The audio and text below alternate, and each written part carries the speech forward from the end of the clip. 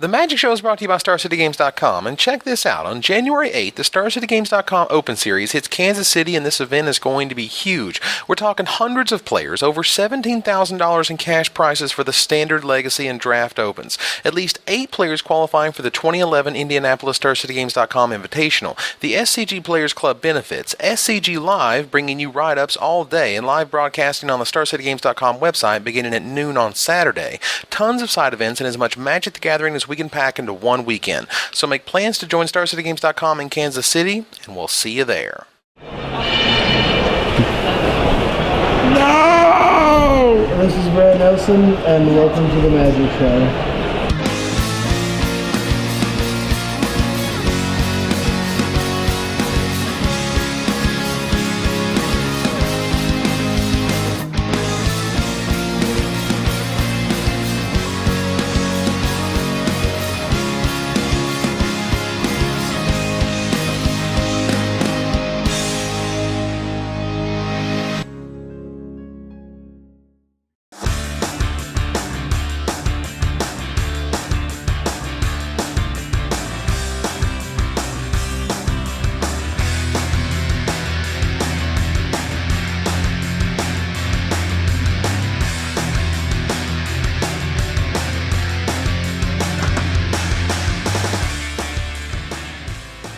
It's pretty bad. Like, Valakut's overpowered. There's not much you can really do. The deck's really high variance, but the nut draws are just unbeatable. I think Standard's great. Standard is like pretty close to being awesome. I think Valakut is maybe just like on the border of being slightly too good. I really don't like Valakut, but it's very clearly the best deck. I think Valakut is a super powerful deck, and I think it's a difficult deck to attack. I feel like it's too hard for other strategies to interact with it. It's just so redundant that it's always going to be hitting its cards. And it's very hard to interact with it in an interesting way. There's Primeval Titan and Jace, and then there's every other card is a million times worse than those. It's almost like Valakut is the best deck, but the real problem I think is Jace. If we're against Valakut, it's about Primeval Titan. If it's against Jace decks, like they just play Jace and you're dead.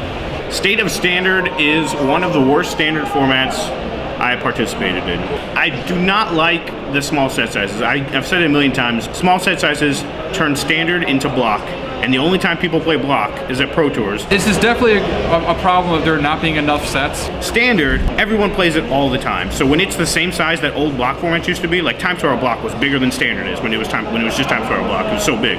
It's bigger than like current Standard. When that sits around on Moto for 3 months like it has now, all the strategies get explored. I was out in California for 2 weeks testing for this, but as soon as I started playing with Standard, it was like, all right, we have no tools to beat Valakut with this deck, so toss it. We have no tools to beat Vampires with this deck, so toss it. This one can't play blue-black, so toss it. There's like the 4 decks that everyone knows about, and we just couldn't get any decks to beat those decks, and it's really frustrating. Remove Valakut, you'll have a really good Standard format. Even with Valakut, I still think it is one of the better Standard formats we've had in a while.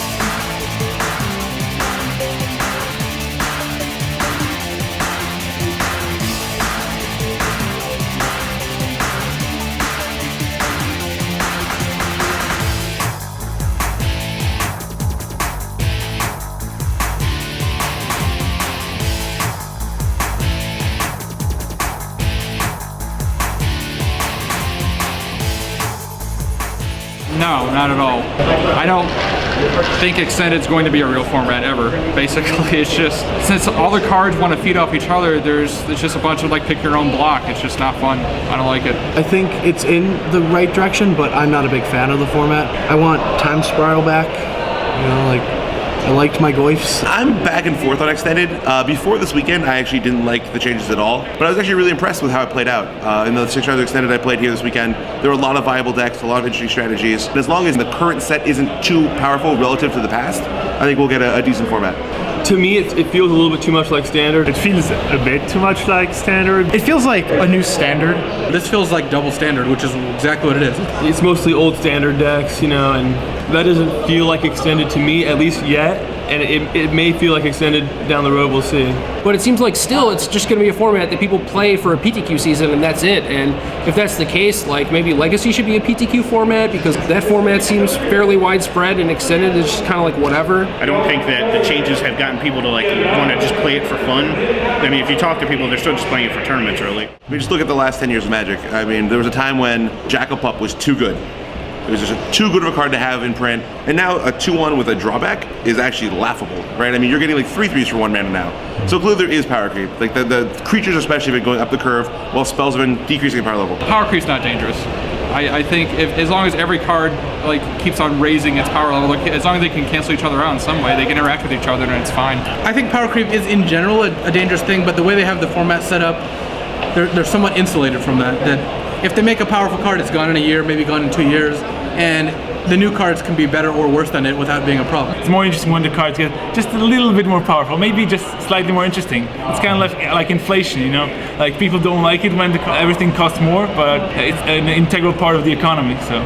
Power creep is a natural thing with Magic, I think. Like, the cards have to get more exciting. I don't want to play Magic and then a new set come out and it to be more boring. There's going to be a breaking point where it just got to go down. I think Scars is that halt, you know? The Planeswalkers aren't as powerful. The spells aren't that great. It's going more synergistic and not individual power. I think that's where we're going in Magic again. We're stopping with the power creep. We're coming back to synergy, and then we'll start building the power creep up again. Here's the big thing on power creep is you want every set to feel powerful. You want things to be exciting. But if we truly increase the power every set, we're going to kill the game. I mean, development understands that.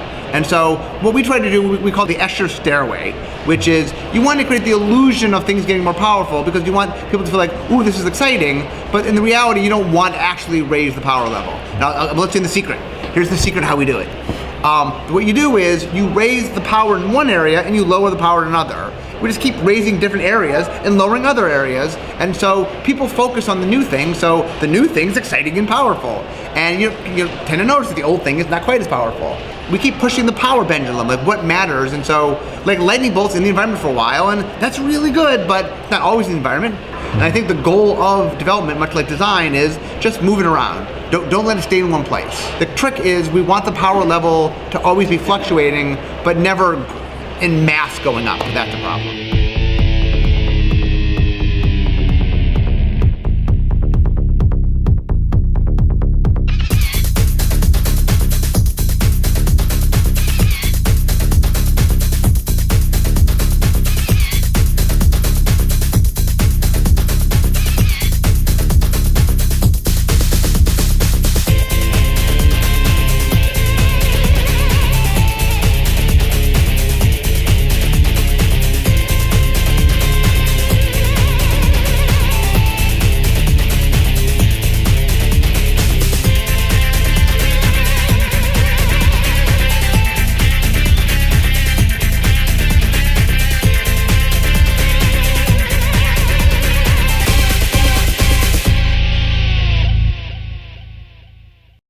How's it feel? Yes, it feels good. Yes. Brad. Battle in Paris. He's going to be on your home turf. Yes. I like that. We have been playing together and testing for tournaments for 10 years or so. I probably played more games in my life against Guillermo Fotapa than against the rest of the world. Just being with him in final is really great. What advice would you give to someone who's like, I want to be world champion? Practice. Just practice. Nothing more. Fantastic. And be lucky. I've been.